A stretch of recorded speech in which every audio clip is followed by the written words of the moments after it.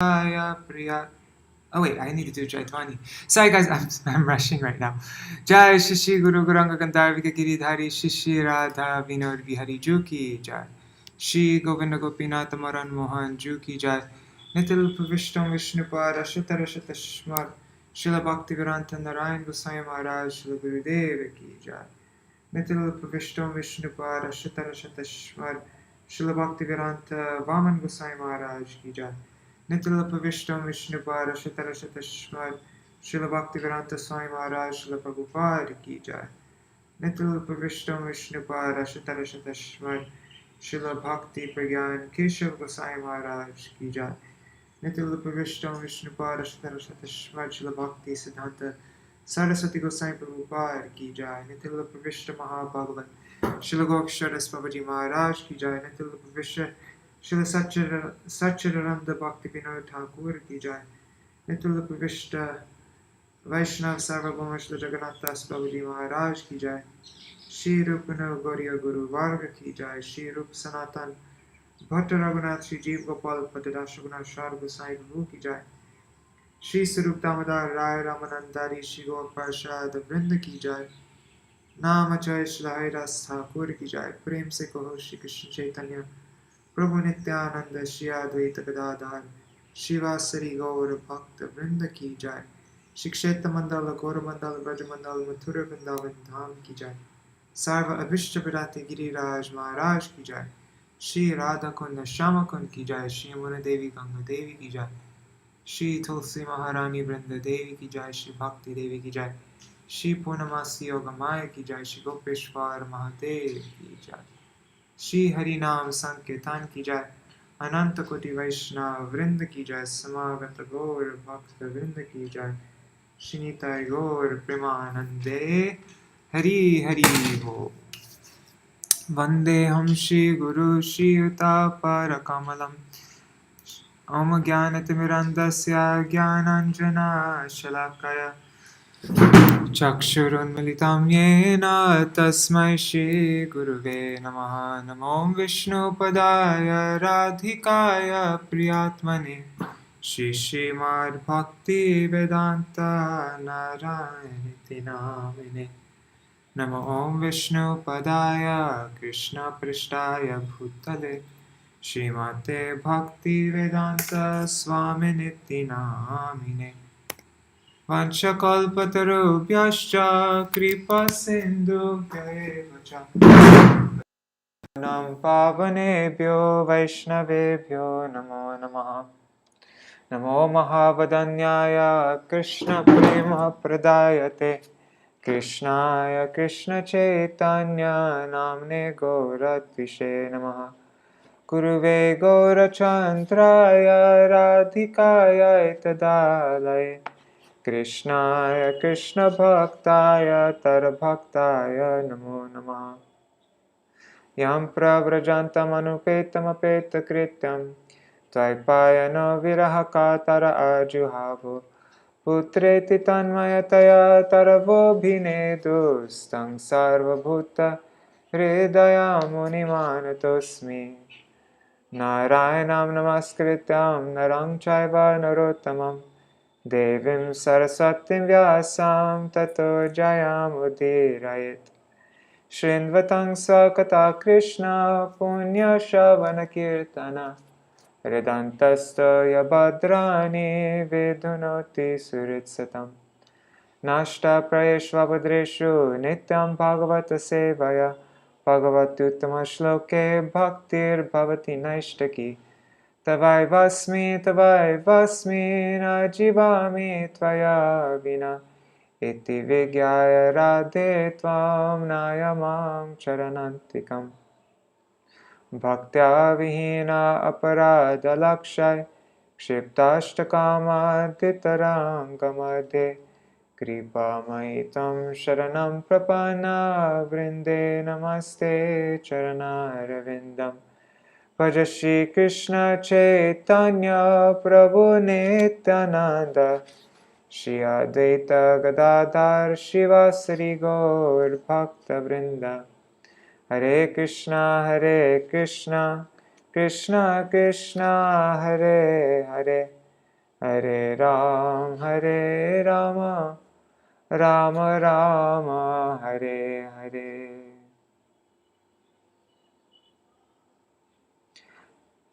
Dandavat pranams, Gargaraj ji, Indira Mataji, Rup Manjari Didi, Raseshwari Mataji, Prajumna Prabhu, and Mantra Murthy Mataji, and Madhavi Didi. Dandavat pranams to all of you. All right, so we're going to try to get through a little bit more today than we normally read. I'm not sure if we'll be successful, but anyways, I'm just going to try. But just a little recap. 1 second.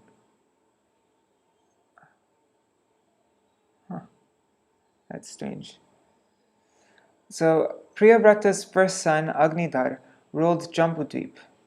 1 second, let me just open this up. We're reading Śrīmad-Bhāgavatam 5:4, right? Yeah. 5:4. Yeah, so Priyavrata's first son Agnidhar ruled Jambudvip, the middlemost island of Bhumandal. He married Purvachiti and begot 9 children, who later became the rulers of the 9 Varshas of Jambudvip. Agnidra's first son was Nabhi, who ruled Bharatvarsha. He desired a son who was as good as Lord Vishnu, and thus he performed a sacrifice. Pleased with his devotion, Lord Vishnu appeared before him, much to the ecstasy of the assembled priests. Despite being one without a second, he granted the desired benediction, even though it was materially motivated. Lord Vishnu was born as the son of Nabhi. Nabhi named him Ṛṣabhadeva, the best of all humans. Nabhi developed deep parental affection for Ṛṣabhadeva, and eventually enthroned him as the king of Bharatvarsh. Thereafter, Nabhi and his wife Meru Devi departed to Badarik Ashram and worshipped the sages Nar Narayan there. In due course of time, they were elevated to Vaikuntha. Alright, so that's just a little recap. In this chapter is the characteristics of Ṛṣabhadeva, the Supreme Personality of Godhead. In this chapter, Ṛṣabhadeva, the son of Maharaj Nabhi, begot 100 sons, and during the reign of those sons, the world was very happy in all respects. When Ṛṣabhadeva appeared as the son of Maharaj Nabhi, he was appreciated by the people as the most exalted and beautiful personality of that age. His poise, influence, strength, enthusiasm, bodily luster, and other transcendental qualities were beyond compare. The word Ṛṣabha refers to the best, or the supreme. Due to the super excellent attributes of the son of Maharaj Nabhi, the king named his son Ṛṣabha, or the best. His influence was incomparable. Although there was a scarcity of rain, Ṛṣabhadeva did not care for Indra, the king of heaven, who was in charge of supplying rain. Through his own potency, Ṛṣabhadeva sumptuously covered Janabha with ample rain. Upon receiving Ṛṣabhadeva, who is the Supreme Personality of Godhead, as a son, King Nabhi began to raise him very carefully. After that, he entrusted the ruling power to him, and, retiring from family life, lived at Badarik Ashram, completely engaged in the worship of Vasudeva, the Supreme Lord. To follow social customs, Lord Ṛṣabhadeva for a while became a student in the Gurukul, and after returning, he followed the orders of his guru, and accepted a wife named Jayanti, who had been given to him by the king of heaven, Indra. He begot 100 sons in the womb of Jayanti. Of these 100 sons, the eldest was known as Bharat. Since the reign of Maharaj Bharat, this planet has been called Bharatvarsh. Ṛṣabhadeva's other sons were headed by Kushavarta, Ilavarta, Brahmavarta, Malaya, Ketu, Bhadrasena, Indrasprik, Vidarbha, and Kikata. There were also other sons named Kavi, Havi, Antariksha, Prabhuda, Pipalayan, Avihotra, Drumila, Chamasa, and Karabhajana. Hey, those are the Saptarishi, right? Instead of ruling the kingdom, these 9 became mendicant preachers of Krishna consciousness, following the religious precepts of the Bhagavatam. Their characteristics and activities are described in the 11th canto of Śrīmad-Bhāgavatam, during the talks between Vasudeva and Narada at Kurukshetra. To teach the general populace, King Ṛṣabhadeva performed many sacrifices and taught his sons how to rule the citizens. Text 1. Shri Shuka Uvacha Atahatam Utpatyayava Bhivyajyamana Bhagavad Lakshanam Samyo Pashama Vairagyaishvarya Mahavibhutibhir Anudinam Edmananubhavam Prakritaya Praja Brahmana Devatas Chavani Talas Samavanayatitaram Jagridhu. Sri Shukadeva Goswami said, as soon as the Supreme Lord was born as the son of Maharaj Nabi, he manifested symptoms of the Supreme Lord, such as marks on the bottoms of his feet, the flag, thunderbolt, etc. This son was equal to everyone and very peaceful. He could control his senses and his mind, and possessing all opulence, he did not hanker for material enjoyment. Endowed with all these attributes, the son of Maharaj Nabi became more powerful day by day. Due to this, the citizens, learned Brahmins, demigods, and ministers wanted Ṛṣabhadeva to be appointed ruler of the earth. 1 second, I just need to drink some water.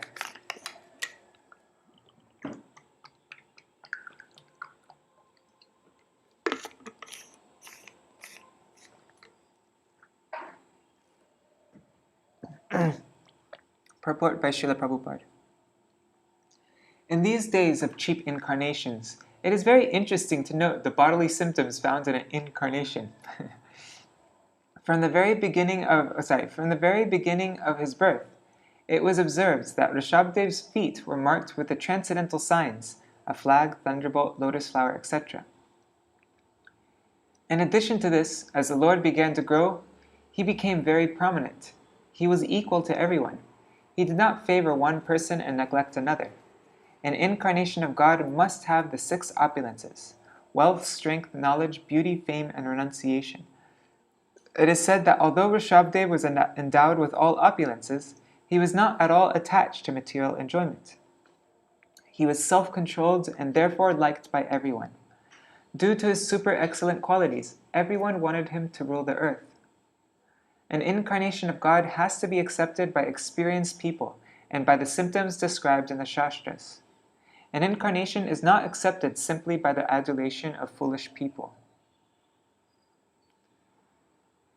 Tasya va itam varshmana variyasa brihachlokena chojasa balena shriya yashasa virya soryabhyam chapita Ṛṣabha itidam nama chakara. When the son of Maharaj Nabi became visible, he evinced all good qualities described by the great poets, namely a well-built body with all the symptoms of the Godhead, prowess, strength, beauty, name, fame, influence, and enthusiasm. When the father, Maharaj Nabi, saw all these qualities, he thought his son to be the best of human beings, or the supreme being. Therefore, he gave him the name Ṛṣabha. Purport. To accept someone as God, or as an incarnation of God, one must observe the symptoms of God in his body. All the symptoms were found in the body of Maharaj Nabi's extraordinarily powerful son. His body was well structured, and he displayed all the transcendental qualities.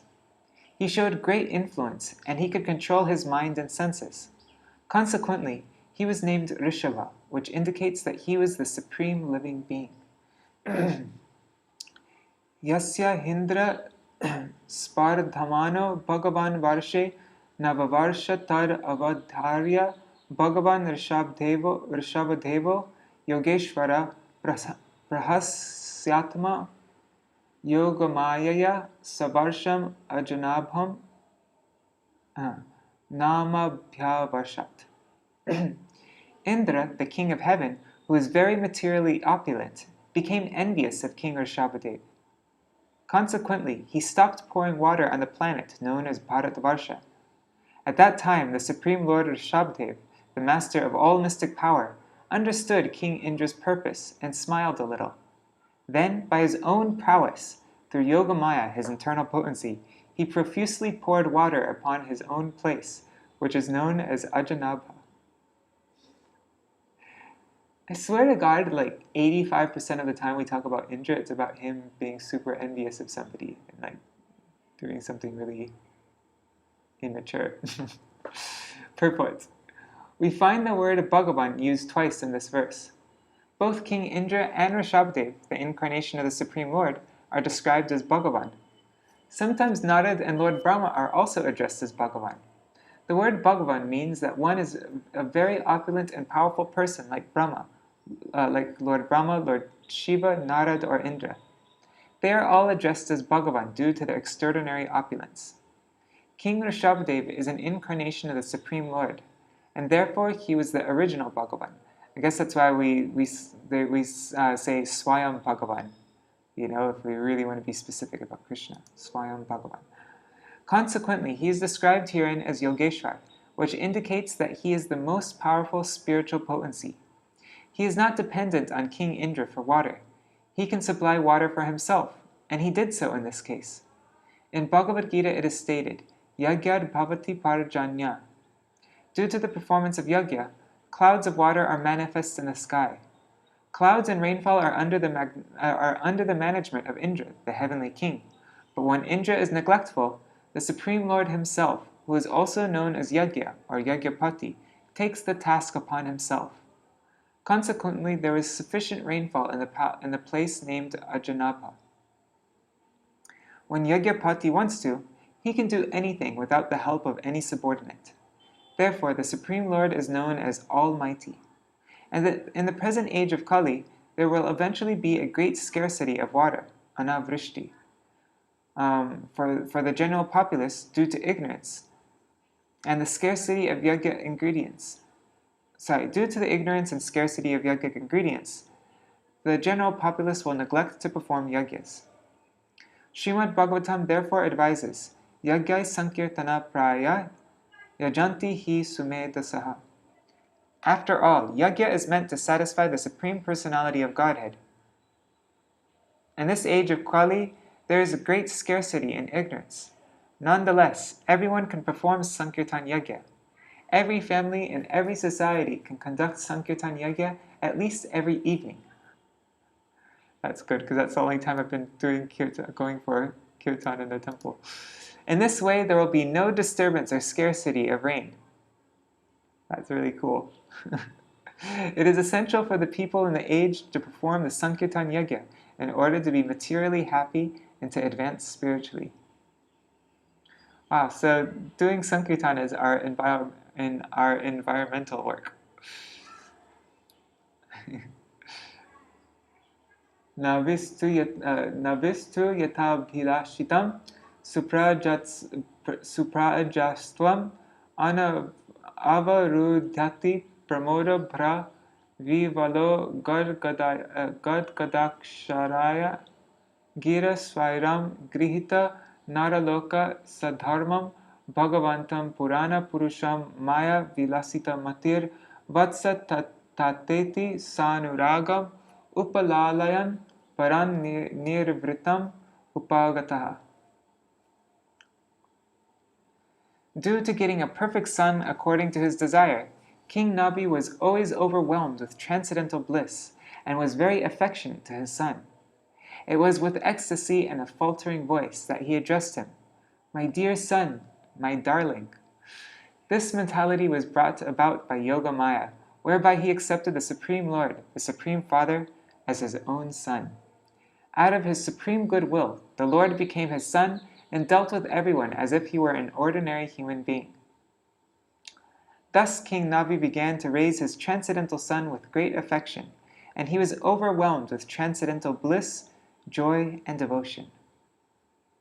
Let me just check the comments really quick.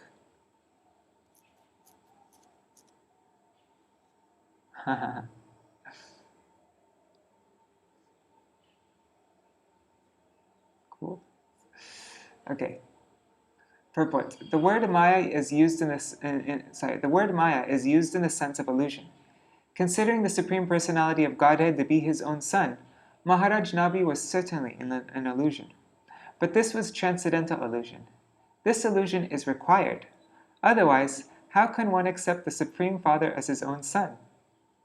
The Supreme Lord appears as the son of one of his devotees, just as Lord Krishna appeared as the son of Yashoda and Nanda Maharaj. These devotees could never think of their son as the Supreme Personality of Godhead, for such appreciation would hamper their relationship of paternal love. Oh, I like that. That's a sweet one.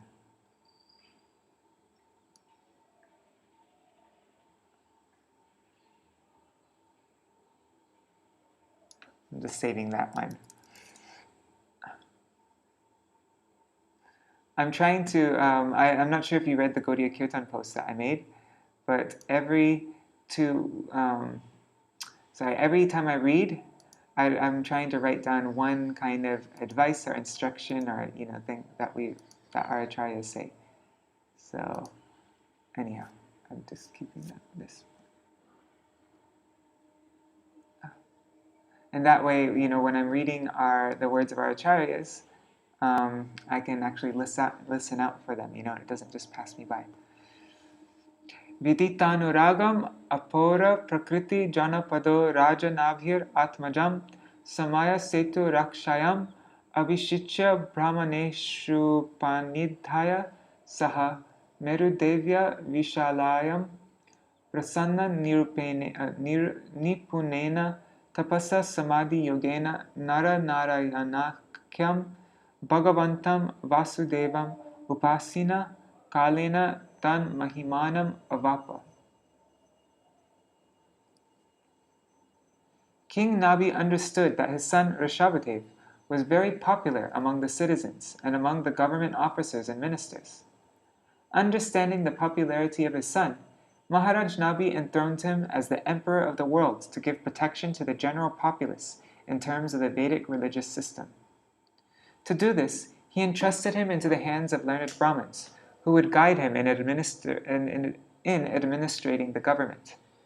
Then Maharaj Nabi and his wife Meru Devi went to Badrikashram in the Himalaya mountains, where the king engaged himself very expertly in austerities and penances with great jubilation.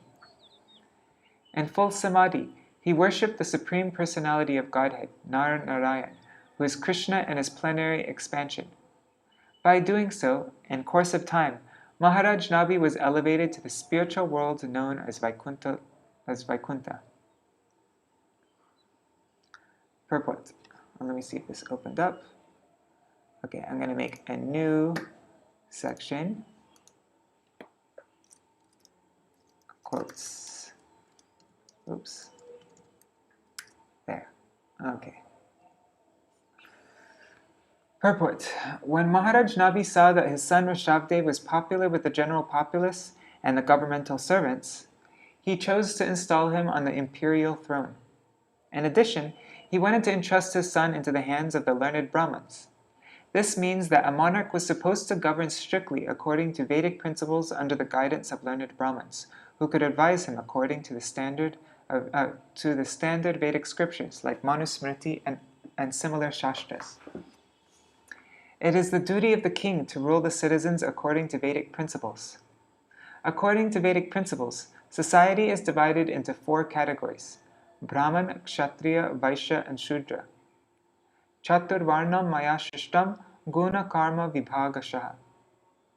After dividing society in this way, it is the king's duty to see that everyone executes Vedic principles according to his caste. A Brahman must perform the duty of a Brahman without cheating the public.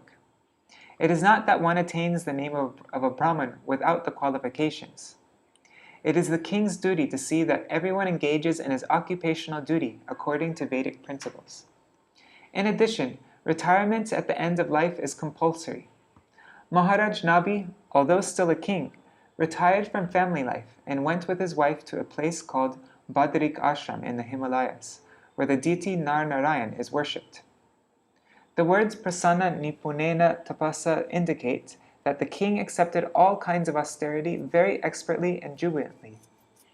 He did not at all mind leaving his comfortable life at home, although he was the emperor. Despite undergoing severe austerities and penances, He felt very pleased at Badarikashram, and he did everything there expertly. In this way, being fully absorbed in Krishna consciousness, Samadhi Yoga, always thinking of Krishna, Vasudev, Maharaj Nabi attained success at the end of his life and was promoted to the spiritual world by Vaikuntha Loka. This is the way of Vedic life. One must stop the process of repeated birth and death and return home back to Godhead. The word tan mahimanam avapa are significant in this regard. Srila Sridhar Swami says that mahima means liberation in this life. We should act in such a way in this life that after giving up this body, we will become liberated from the bondage of repeated birth and death. This is called Jivan Mukti. Srila Vira Raghavacharya states that in the Chandogya Upanishad, there are 8 symptoms of a Jivan Mukta, a person who is already liberated even when living in his body. The first symptom of one so liberated is that he is freed from all sinful activity, apahata papa. As long as one is under the clutches of Maya and the material energy, one has to engage in sinful activity. Bhagavad Gita describes such people as dushkritina, which indicates that they are always engaged in sinful activity. One who is liberated in this life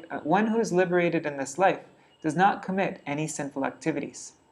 Sinful activity involves illicit sex, meat-eating, intoxication, and gambling. Another symptom of a liberated person is vijara, which indicates that he is not subjected to the miseries of old age. Another symptom is vimrityu. A liberated person prepares himself in such a way that he does not take on any more material bodies which are destined to die. In other words, he does not fall down again to repeat birth and death. Another symptom is vishoka, which indicates that he is callous to material distress and happiness. Another is vijikatsa, which indicates that he no longer desires material enjoyment. Another symptom is apipata, which means that he has no desire other than to engage in the devotional service of Krishna, his dearmost pursuable Lord. That's interesting, pursuable. That's an interesting way to refer to Krishna. A further symptom is satyakama, which indicates that all his desires are directed to the supreme truth, Krishna. He does not want anything else. He is satya sankalpa. Whatever he desires is fulfilled by the grace of Krishna. First of all, he does not desire anything for his material benefits. And secondly, if he desires anything at all, he simply desires to serve the Supreme Lord. That desire is fulfilled by the Lord's grace. That is called Satya Sankalpa. Srila Vishwanath Chakravarti Thakur points out that the word Mahima means returning to the spiritual world, back home, back to Vaikuntha. Sri Shukadev says that the word Mahima means that the devotees attain the qualities of the Supreme Personality of Godhead. This is called sadharma, or the same quality. Just as Krishna is never born and never dies, his devotees who return to Godhead never die and never take birth within the material world.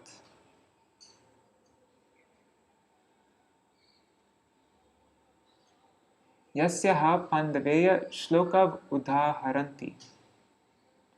Ko nu tat karma rajarsher nabheran vacharet puman apatyatam agaryasya harishuddhena karmana. That felt good to say a verse finally. Oh Maharaj Parikshit. So this is Shukadeva Goswami speaking. Oh Maharaj Parikshit, to glorify Maharaj Nabi, the old sages composed 2 verses. One of them is this: who can attain the perfection of Maharaj Nabi? Who can attain his activities? Because of his devotional service, the Supreme Personality of Godhead agreed to become his son. Purport.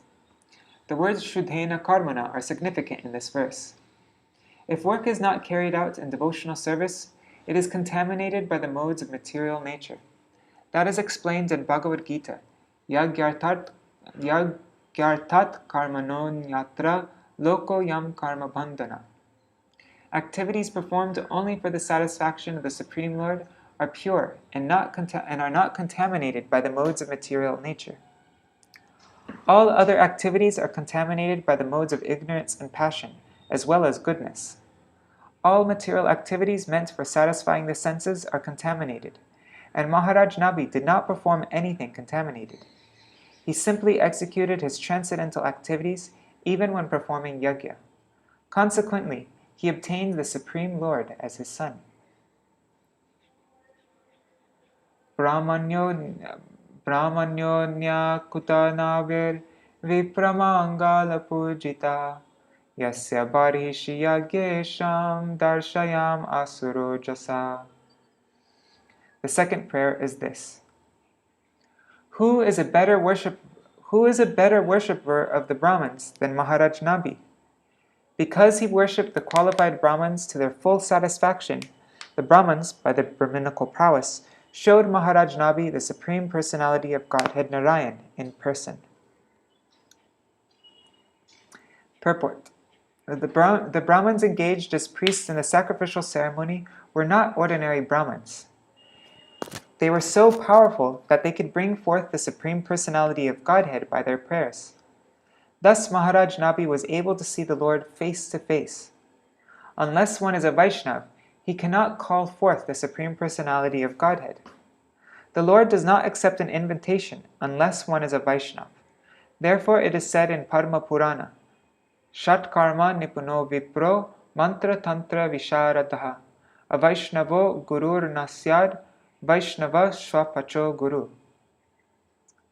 A scholarly Brahmin expert in all subjects of Vedic knowledge is unfit to become a spiritual master without being a Vaishnava. But a person born in a family of a lower caste can become a spiritual master if he is a Vaishnava. These Brahmins were certainly very expert in chanting the Vedic mantras.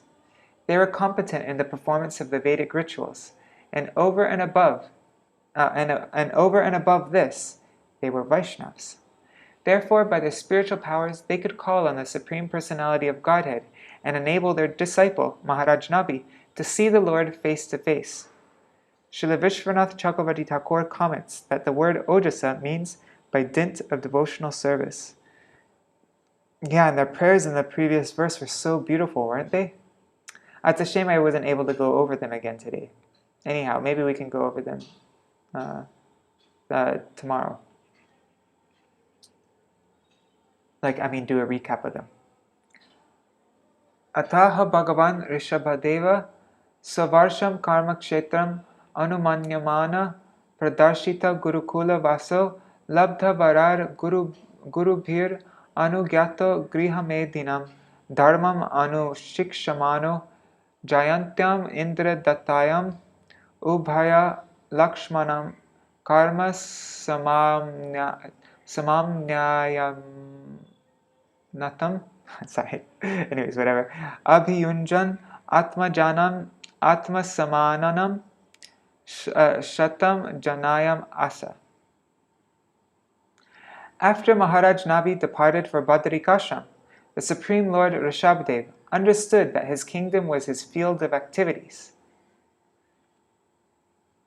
He therefore showed himself as an example and taught the duties of a householder by first accepting brahmacharya under the direction of the spiritual masters. That's really cool. His kingdom was his field of activity. So first, he showed by his own example. He also went to live at the spiritual master's place, the Gurukul. After his education was finished, he gave gifts, Guru Dakshina, to his spiritual masters, and then accepted the life of a householder. He took a wife named Jayanti and begot 100 sons who were as powerful and qualified as he himself. His wife Jayanti had been offered to him by Indra, the king of heaven. Ṛṣabhadeva and Jayanti performed householder life in an exemplary way, carrying out ritualistic activities ordained by the Shruti and Smriti Shastra. Purport. Being an incarnation of the Supreme Personality of Godhead, Ṛṣabhadeva had nothing to do with material affairs. As stated in Bhagavad Gita, Paritranaya sadhunam vinashaya chadushkritam. The purpose of an incarnation is to liberate his devotees and to stop the demonic activities of non-devotees. These are the two functions of the Supreme Lord when he incarnates. Sri Chaitanya Mahaprabhu has said that in order to preach, one must live a practical life and show people how to do things. Apani achari bhakti shikaimu sabari. One cannot teach others unless he behaves the same way himself. Ṛṣabhadeva was an ideal king, and he took his education in the Gurukul, although he was already educated because the Supreme Lord is omniscient. Although Ṛṣabhadeva had nothing to learn from his Gurukul, he went there just to teach the people in general how to take an education from the right source, from Vedic teachers. He then entered householder life and lived according to the principles of Vedic knowledge, Shruti and Smriti. In Bhakti Rasamrita Sindhu 1.2.10, Srila Rupa Goswami, quoting the Skanda Purana, states, Shruti Smriti Puranadi Pancharatra Viding Vina Akantiki Hare Bhaktir Utpatayai Vakalpate. Uh-oh. I need to find this in the book. Because when this happens, lots of times there's a big section added in. What verse are we on? I think we're on 8, right? Or 9? Okay, here it is. Human society must follow the instructions received from Shruti and Smriti, Vedic literature. Practically applied in life, this is the worship of the Supreme Personality of Godhead according to the Pancharatric Vidhi. Every human being must advance his spiritual life, and at the end, return home back to Godhead. Maharaj Ṛṣabhadeva strictly followed all these principles. He remained an ideal grahastha and taught his sons how to become perfect in spiritual life. These are some examples of how he ruled the earth and completed his mission as an incarnation.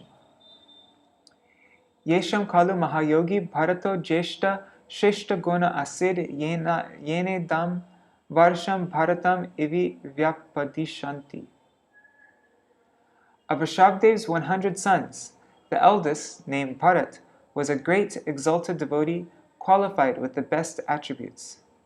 In his honor, this planet has become known as Bharatvarsha. Purport. This planet known as Bharatvarsha is also called Punya Bhumi, the pious land. At the present moment, Bharat Bhumi, or Bharatvarsha, is a small piece of land extending from the Himalaya mountains to Cape Comorin. Sometimes this peninsula is called Punya Bhumi.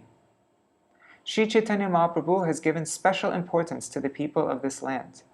Bharata Bhumite hoilo manusya janma jar, janma sartak kori koro para upakar.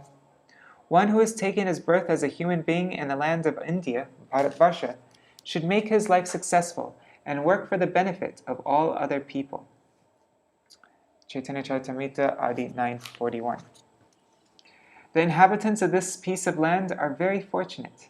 They can purify their existence by accepting this Krishna consciousness movement and go outside Bharat Bhumi, outside of India, and preach this cult to benefit the whole world.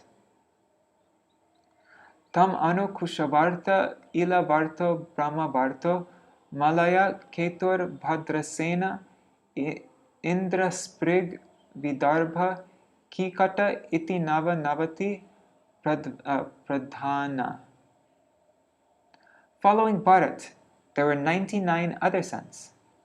Among these were 9 elderly sons, named Kushavarta, Ilavarta, Brahmavarta, Malaya, Ketu, Bhadrasena, Indrasprik, Vidarbha, and Kikata.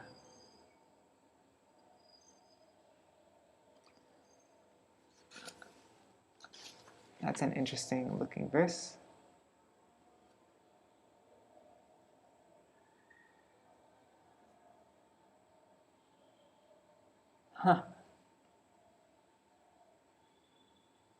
There's a whole section missing from this. Anyhow.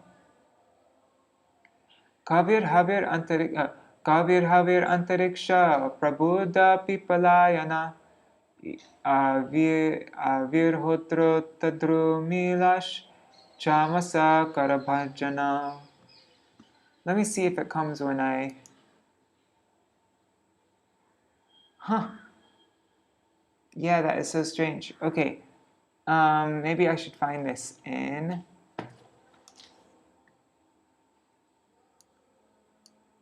I'll find this in database, just so that whoever, if any of you are singing along, you can also...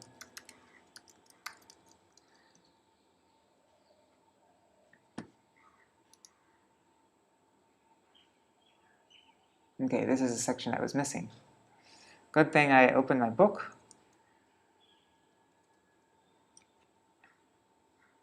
Iti Bhagavata Dharma.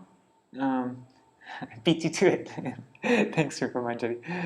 Iti Bhagavata Dharma Darshana Nava Mahabhagavatas Tesham Sucharitam Bhagavan Mahimopabhrimihitam Vasudeva Narada Samvadam Upashamayanam Uparishtad Varnayishyama.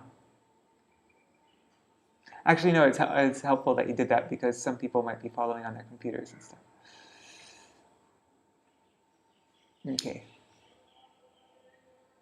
In addition to these sons were Kavi, Havi, Antariksha, Prabhuda, Pipalayan, Avirhotra, Drumila, Chamasa, and Karabhajana. These were all very exalted advanced devotees and authorized preachers of Śrīmad-Bhāgavatam. These devotees were glorified due to their strong devotion to Vasudeva, the Supreme Personality of Godhead. Therefore, they were very exalted.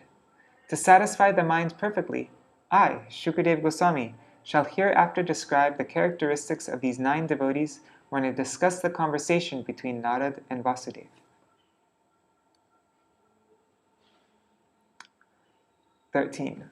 I need to check everything at the book now. Okay.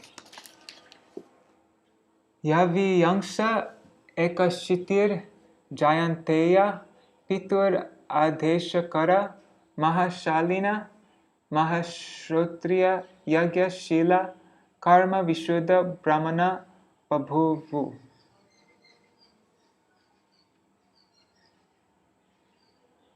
In addition to these 19 sons mentioned above, there were 81 younger sons, all born of Ṛṣabhadeva and Jayanti. According to the order of their father, they became well-cultured, well-behaved, very pure in their activities, and expert in Vedic knowledge and the performance of Vedic rituals. Thus, they all became perfectly qualified Brahmins. Purport. From this verse, we have good information of how the castes are qualified according to quality and work. Ṛṣabhadeva, a king, was certainly a kshatriya. He had 100 sons, and out of these, 10 were engaged as kshatriyas and ruled the planet.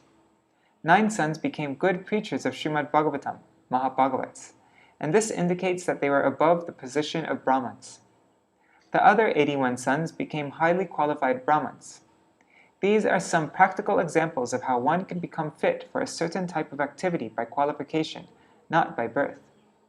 All the sons of Maharaj Ṛṣabhadeva were kshatriyas by birth, but by quality, some of them became kshatriyas, and some became Brahmins. 9 became preachers of Śrīmad-Bhāgavatam, Bhagavat Dharma Darshana, which means that they were above the categories of Kshatriya and Brahman. Bhagavan Ṛṣabha Atma Tantra Swayam Nitya Nivrittanartha Parampara Kevalanandanubhava Ishvara Eva Viparita Tavat Karmanyarambhamana Kalenanugatam Dharmam Acharaneno Pashikshayan Atad Vidhan Sama Upashanto Maitra Karuniko Dharmartha Yasha Prajanananda Varodhena Griheshu Lokam Niyamayat. Ananda Anubhava, full of transcendental bliss. See, it's easier to read it when it's broken up like that. So maybe I should read the word for words instead of it. Being an incarnation of the Supreme Personality of Godhead, Lord Ṛṣabhadeva was fully independent because his form was spiritual, eternal, and full of transcendental bliss. He eternally had nothing to do with the four principles of material misery: birth, death, old age, and disease. Nor was he materially attached. He was always equipoised, and he saw everyone on the same level. He was unhappy to see others unhappy, and he was the well-wisher of all living entities. Although he was a perfect personality, the Supreme Lord and controller of all, he nonetheless acted as if he were an ordinary conditioned soul. Therefore, he strictly followed the principles of Varnashram Dharma and acted accordingly. In due course of time, the principles of Varnashram Dharma had become neglected, and therefore, through his personal characteristics and behavior, he taught the ignorant public how to perform the duties within Varnashram Dharma. In this way, he regulated the general populace and householder life, enabling them to develop religion and economic well-being, and to attain reputations, sons and daughters, material pleasure, and finally, eternal life. By his instructions, he showed how people could remain householders and at the same time become perfect by following the principles of Varnashram Dharma. Purport: The Varnashram Dharma is meant for imperfect conditioned souls. It trains them to become spiritually advanced in order to return home back to Godhead. A civilization that does not know the highest aim of life is no better than an animal society. As stated in Śrīmad-Bhāgavatam, Nate vidu svarta gatim hi vishnum. A human society is meant for elevation to spiritual knowledge so that all of the people can be freed from the clutches of birth, death, old age, and disease. The Varnashram Dharma enables human society to become perfectly fit for getting out of the clutches of Maya and following the regulative principles of Varnashram Dharma. And by following the regulative principles of Varnashram Dharma, one can become successful. In this regard, see Bhagavad Gita 3:21-24.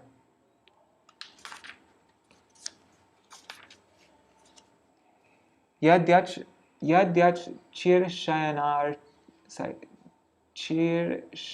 shanyar charitam tattar anuvartate loka. Oh, this is like the verse Yad acharati sheshtas tattar evetero jana sa pramamam kurute. What is it? Lokastar anuvartate. Whatever action is performed by a great man, common men follow. Purport: A similar verse is also found in Bhagavad Gita 3:21.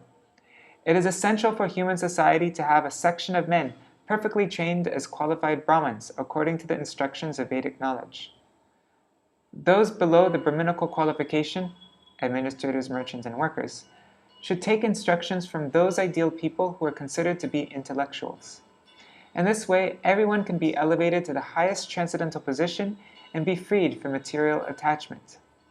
The material world is described by Lord Krishna himself as dukkhalayam ashashvatam, a temporary place of misery. No one can stay here, even if he makes a compromise with misery. One has to give up this body and accept another, which may not even be a human body. As soon as one gets a material body, he becomes dehabrit, or dehi. In other words, he is subjected to all the material conditions. The leaders of society must be so ideal that by following them, one can be relieved from the clutches of material existence.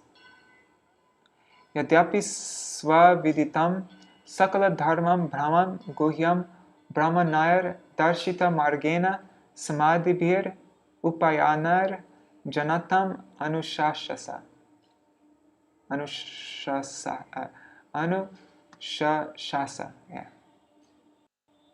Although Lord Ṛṣabhadeva knew everything about confidential Vedic knowledge,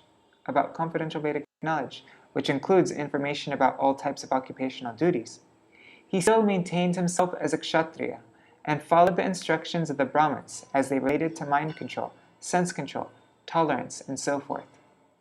Thus he ruled the people according to the system of Varnashram Dharma, which enjoins that Brahmins instruct the Kshatriyas and that the Kshatriyas administer to the state through the Vaishyas and Shudras. Purport: Although Ṛṣabhadeva knew all the Vedic instructions perfectly well, he nonetheless followed the instructions of the Brahmins in order to perfectly maintain the social order. The Brahmins would give advice according to the Shastras, and all the other castes would follow.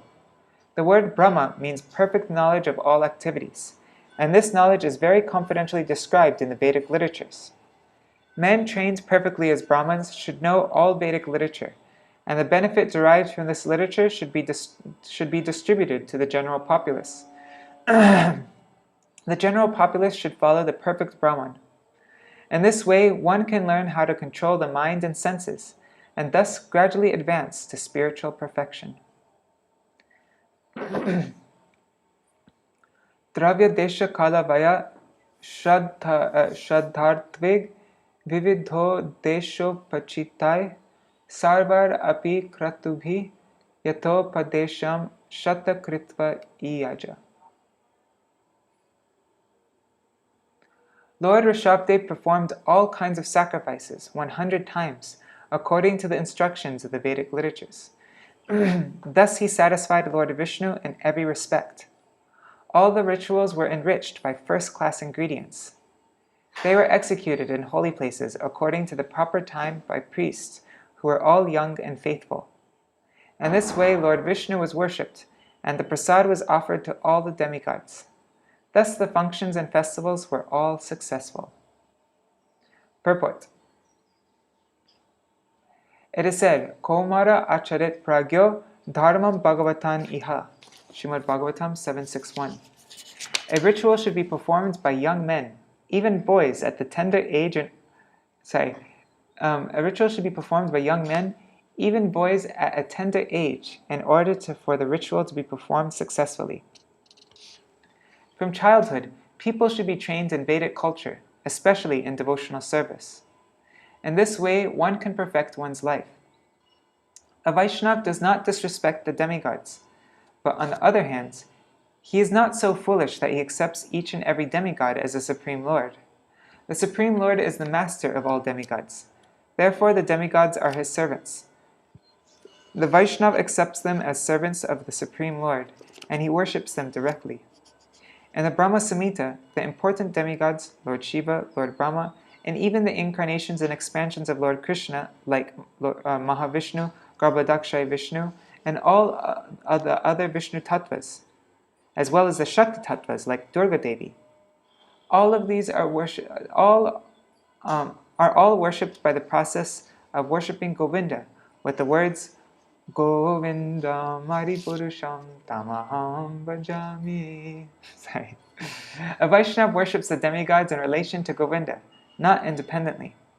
Vaishnavas are not so foolish that they consider the demigods independent of the Supreme Personality of Godhead. This is confirmed in Chaitanya Charitamrita. Ekale Ishvara Krishna ar Ṛṣabhadeva. The Supreme Master is Krishna, and all others are his servants.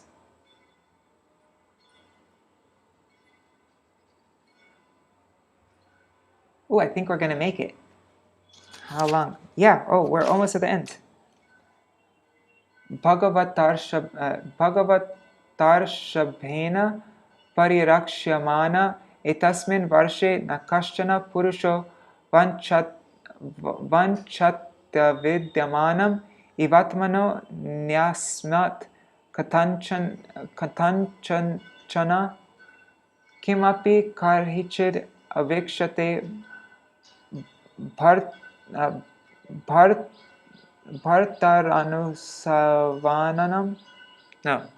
anusavanam vijrimbita snehati-shayam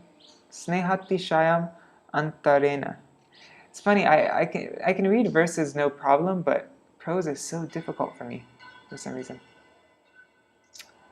No one likes to possess anything that is a will-o'-the-wisp. What's that mean again? Which is temporary, is it?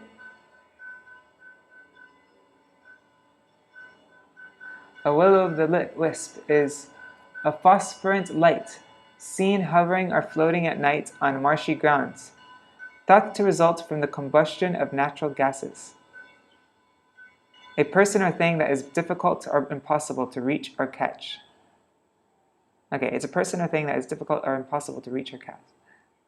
So no one likes to possess anything that is like a will-o'-the-wisp or flower in the sky, for everyone knows very well that such things do not exist. Oh, anyways, whatever. When Lord Ṛṣabhadeva ruled this planet of Bharatvarsha, even common men did not want to ask for anything, at any time or by any means. They didn't want to ask for anything, at any time or by any means. No one ever asked for a will-o'-the-wisp. In other words, everyone was completely satisfied, and therefore there was no chance of anyone's asking for anything. The people were absorbed in great affection for the king. Since this affection was always expanding, they were not inclined to ask for anything. Purport. In Bengal, the word Godhead is used, which means the egg of a horse. Since a horse never lays an egg, the word Godhead actually has no meaning. In Sanskrit, there's a word ka-pushpa, which means the flower in the sky. No flower grows in the sky, therefore no one is interested in asking for ka-pushpa or Godhead. I like that. Horse eggs. Horse eggs. During the reign of Maharaj Ṛṣabhadeva, people were so well equipped that they did not want to ask for anything. They were immensely supplied with all necessities for life, due to King Ṛṣabhadeva's good government. Consequently, everyone felt full satisfaction and did not want anything. This is the perfection of government. If the citizens are unhappy due to bad government, the heads of government are condemned. During these democratic days, monarchy is disliked by the people. But here is an example of how an emperor of the whole world kept all the citizens fully satisfied by supplying the necessities of life and following the Vedic principles. Thus, everyone was happy during the reign of Maharaj Ṛṣabhadeva, the Supreme Personality of Godhead. And this is the last verse, or the last text, I mean. Sakadachid atamano Bhagavan Ṛṣabho Brahmavarta gato Brahmarshi pravara sabhayam prajanam nishamayantinam atmajan avahitatmana prashraya pranaya bhara suyantritan apyupashikshayan iti hovacha. Once, while touring the world, Lord Ṛṣabhadeva, the Supreme Lord, reached a place known as Brahmavarta. There was a great conference of learned Brahmins at that place, and all the king's sons attentively heard the instructions of the Brahmins there. At that assembly, within the hearing of the citizens, Ṛṣabhadeva instructed his sons, although they were already very well behaved, devoted, and qualified. He instructed them so that in the future they could rule the world very perfectly. Thus he spoke as follows. Purport. The instructions of Lord Ṛṣabhadeva to his sons are very valuable if one wants to live peacefully within this world, which is full of miseries. In the next chapter, Lord Ṛṣabhadeva gives his sons these valuable instructions. Thus ends the Bhaktivedanta purports of the 5th canto, 4th chapter of the Śrīmad-Bhāgavatam, entitled The Characteristics of Ṛṣabhadeva, the Supreme Personality of Godhead. Wow! We read, this is I think the most we've read ever in our Śrīmad-Bhāgavatam readings.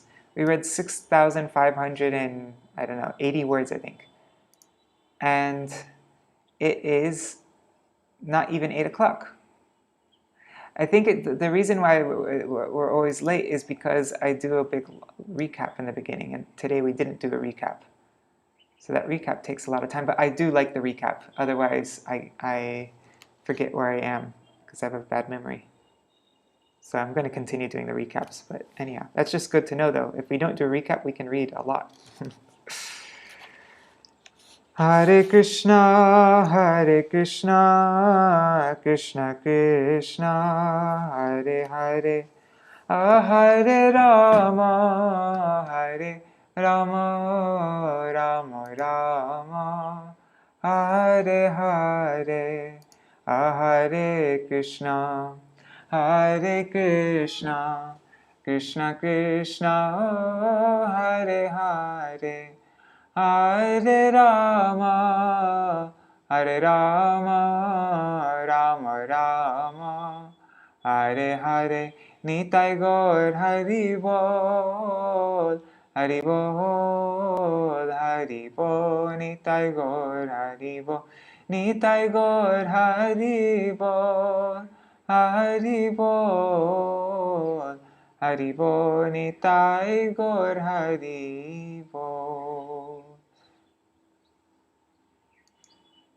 Indira Mataji, that is true, that the word by word translations are counted but not read. So that does make it shorter. It's a cheating, I guess. If I was reading from database.io, I could just make the word for words disappear, and then we would get a very accurate word count. But I'm reading from this because, I don't know, I actually sit somewhere in between, in the middle of the book changes and then the no book changes. I'm not on either extreme, but some devotees expressed that they wanted me to read the original unedited version of Śrīmad-Bhāgavatam, so that's why I'm reading from prabhupadbooks.com. I'm actually fine from reading from either of them, but anyhow. All right. Jai Shishi Guru Gauranga Gandharvika Giridhari Shishi Radha Vinod Bihari Ju ki Jai. Shri Govinda Gopinath Maran Mohan Ju ki Jai. Nitil Pravishtam Vishnupad Ashatarashatashmad Srila Bhakti Vedanta Narayan Gosai Maharaj Srila Gurudev ki Jai. Nitil Pravishtam Vishnupad Ashatarashatashmad Srila Bhakti Vedanta Vaman Gosai Maharaj ki Jai. Nitil Pravishtam Vishnupad Ashatarashatashmad Srila Bhakti Vedanta Sai Maharaj Srila Prabhupada ki Jai. Nitila Pravishtam Vishnupad Ashatarashatashmad Srila Bhakti Pragyan Keshav Gosai Maharaj ki Jai. Nitila Pravishtam Vishnupad Ashatarashatashmad Srila Bhakti Siddhanta Saraswati Gosai Prabhupada ki Jai. Nitila Pravishtam Vishnupad Ashatarashatashmad. Sorry, I spaced out totally. Let me go over from Gurudev. Nitila Pravishtam Vishnupad Ashatarashatashmad Srila Bhakti Siddhanta Saraswati Gosai Prabhupada ki Jai. Nitila Pravishta Mahabhagavat Srila Ṛṣabhadeva Maharaj ki Jai. Nitila Pravishta Srila Satchidananda Bhakti Vinod Thakur ki Jai. Nitila Pravishta Vaishnav Sarvabhauma Srila Jagannath Das Babaji Maharaj ki Jai. Shri Rupanu Gauriya Guru Varga ki Jai. Shri Rup Sanatan Patra Raghunath Shri Jeev Gopala Patadash Raghunath Sharda Gosai Prabhu ki Jai. Shri Sarup Damodar Rai Ramanandari Shri Gaur Parshad Vrinda ki Jai. Namacharya Srila Haridas Thakur ki Jai. Prem se kaho Shri Krishna Chaitanya Prabhu Nityananda Shri Advaita Gadadhar Shivasari Gaura Bhakta Vrinda ki Jai. Shiksheta Mandala Gaura Mandala Vraja Mandala Mathura Vrindavan Dham ki Jai. Sarva Abhishta Pradata Giriraj Maharaj ki Jai. Shri Radha Kunda Shama Kund ki Jai. Shri Muna Devi Ganga Devi ki Jai. Shri Tulsi Maharani Vrinda Devi ki Jai. Shri Bhakti Devi ki Jai. Shri Purnamasi Yogamaya ki Jai. Shri Gopeshwar Mahadev ki Jai. Shri Harinam Sankirtan ki Jai. Ananta Koti Vaishnav Vrinda ki Jai. Grantaraj Śrīmad-Bhāgavatam ki Jai. Shinitai Gaur Premanande Hari Hari Bol. Ṛṣabhadeva Bhagavan ki Jai.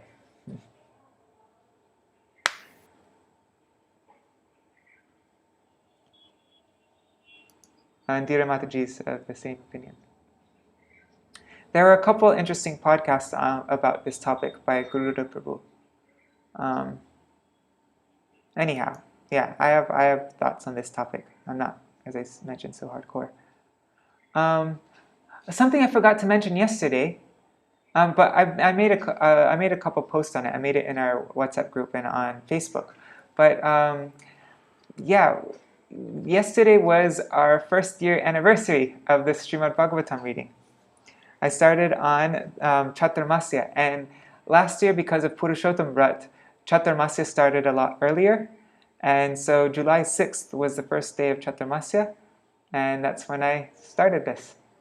So, I mean, I already wrote everything, but I'll just mention it also that I'm very grateful to all of you for joining me on all these Śrīmad-Bhāgavatam readings. It's only because I'm usually not so good at sticking through with things, but if I have some pressure, I can. And so having to, I know I definitely wouldn't have made it to this far without doing this reading with all of you. So it's really completely thanks to all of you that that that I'm doing this reading, and also you've been very patient because I think I'm getting a bit better. In the beginning, I was very bad at reading, and now I'm getting a bit better, but I still reread sentences all the time and all that. But hopefully over time, I'll keep on getting better and better, and I'll get more smooth with my reading.